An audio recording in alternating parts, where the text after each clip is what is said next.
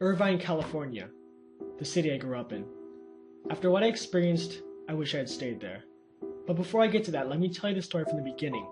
My name is Cameron Wilkinson. I moved my wife Sharon and two sons, Daniel, aged 6, and Hunter, aged 12, to Houston from an affluent neighborhood. The reason?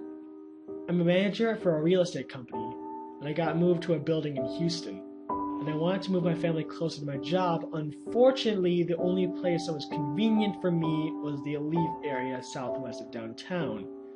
If you don't know, Alief has a horrible reputation of crime and gangs. However, I trusted my kids to not be influenced by all that because my wife and I raised them well. After spending a week at a local hotel near downtown, I finally found a house in Alief that I was interested in. The house, if I could say so myself, was really inexpensive. When I asked the seller of the house why the house was so cheap, she told me that back in 1996, the house was the site of a brutal murder of an entire family, and the case remained unsolved. Now, normally, that would sway potential buyers from purchasing the house, but I myself wasn't bothered. The way I see it, that was the past. Why should that keep me from such a good deal? I purchased the house and I never told my family the house's secret, so they wouldn't be afraid. After some time was spent unpacking and arranging the house, we were greeted by the neighbors. Despite what I expected, people in our neighborhood were actually really friendly. They gave us homemade Mexican food, which our family really enjoyed. I enrolled the kids to school and enjoyed the 7-minute drive to work. However, I was cautious of certain neighborhoods that I was told had gangs and drug problems. After everything was settled and done, I figured we would enjoy living here. However, I soon learned that I was wrong. My wife told me, after maybe 2 weeks of living here, that she was extremely uncomfortable being alone in the house. When I was at work and the kids were at school, she told me she felt like someone was watching her and would hear children laughing in certain parts of the house. Daniel's room in particular. She said she would hear muffled screaming and see shadowy figures in the corner of her eye. It would freak her out so much that she would just have to leave the house for a few hours. Since I never really had been home alone, I never really heard or seen anything. However, the only thing out of the ordinary that I noticed was that Daniel was always locked away in his room. But Hunter told me he never noticed anything odd with the house. I told Sharon that maybe it was just her imagination, since she hadn't slept that much due to her sleeping problem. After some time, she reluctantly agreed that it was that. We made a doctor's appointment to up the dosage on her sleeping pills. After that, we just cuddled up in bed and watched television.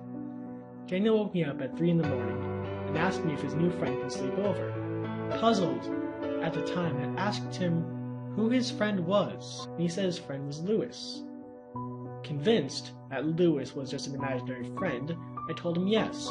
Daniel then casually walked to his room, and I went back to sleep. Before I even fell asleep, though, I heard through the thin walls Daniel talking as if carrying a conversation. And to my surprise, I heard another child's voice. I got up and went to Daniel's room and asked where Lewis was. He told me that Lewis was right next to him.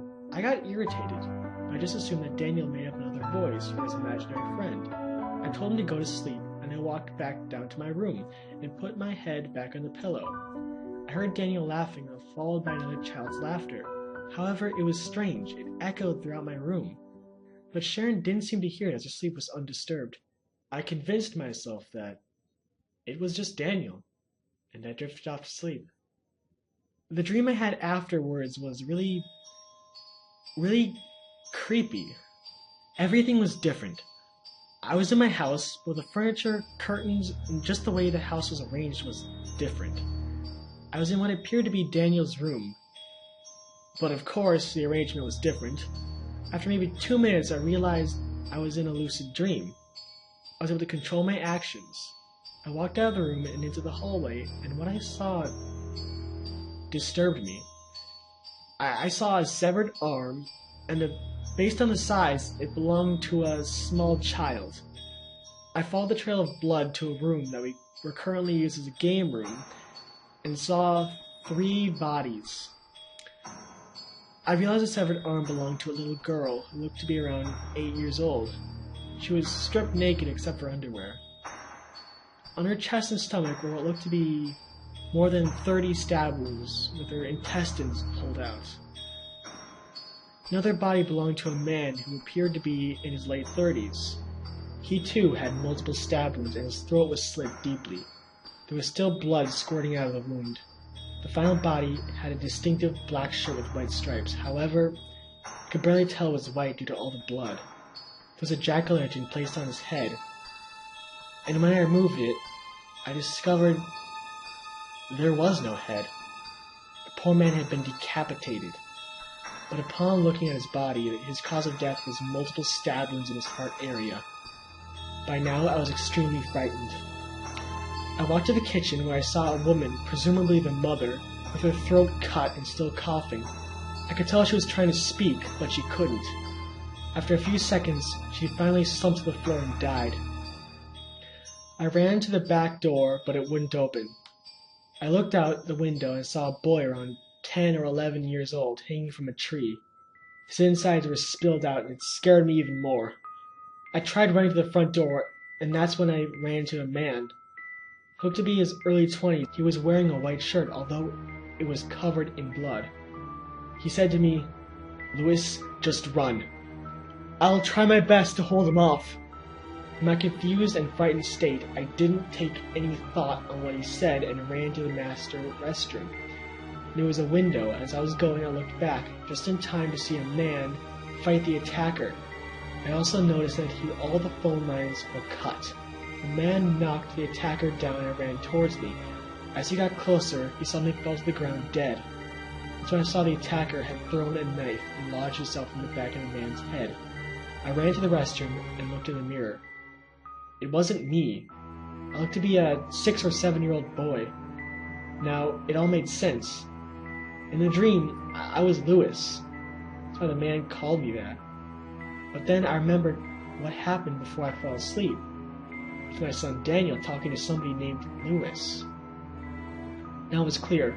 Louis is a ghost, and if Louis is a ghost, that means this dream isn't a dream. It's what happened to the family that was murdered here back in 1996. I heard noises and I hid in the closet in a restroom. I noticed a photo album hidden away in some cracks in the wall. Just as I saw it, a dark figure with a knife burst in. In my fear and panic, I didn't get a good look at the killer, but I screamed as he got closer, praying to God I'd wake up. I saw the killer raise his huge knife and lunged at me. And before it hit me, I woke up. After I woke up, I was extremely distraught. I got up and dressed for work. I didn't talk to Sharon or the kids as I went to school. Sharon noticed something was wrong, and when she asked, I just told her I had a bad dream. And I walked out the door. Throughout work, I kept replaying the dream in my mind. It felt so real. I seriously felt like I was there. The fear and panic felt so real, but I couldn't focus on my work, so I went home early. My wife was gone and the kids were at school, so it was just me. I decided to head to the closet in the restroom. I checked where I hid in the dreams, and I noticed the same crack. I checked it and found an old, dusty family album. After flipping through it, I noticed the family looked just like the ones in the dream. So I saw the picture that stood out the most. It was the family in the dream. They were all wearing the same clothing as in the dream. Curious, I checked the back of the photo, and there was a date. It said October 31st, 1996. I figured that was the day of the murders, due to the jack-o'-lantern on one of the victims' heads. I couldn't believe it. I witnessed in my dream the horrors this poor family endured. I started crying heavily. When I looked up, I saw the 20-ish-year-old man that fought off the killer in the dream. He looked at me with a sad expression on his face and vanished. I couldn't handle living here in this house anymore. I decided that I'm going to move my family out of this house. Days after the dream, we had already left the house. My wife actually believed what I told her and helped me cope. I've been going to therapy for experiencing symptoms in those suffering from post-traumatic stress disorder. I'm also on suicide watch because my family has thwarted not one, not two, but 6 suicide attempts from the pain caused by the whole experience in Alief. My children have been placed with their grandparents due to my sanity being questioned by CPS, and it's just hurting me even more. I moved back to Irvine in my old office building, but it's been hard to work nowadays. Last I heard of the house, it's back on the market. While I won't tell you the exact address, I will tell you, if you're in Alief, and you're thinking of purchasing a house on Cliffgate Drive that's slightly grayish brown color, and a slightly distinctive 4-circle pattern in the front, I advise you to look elsewhere. Spirits in that house have not rested, and will show anyone who hears about the house's history and remains ignorant what they saw and felt that day.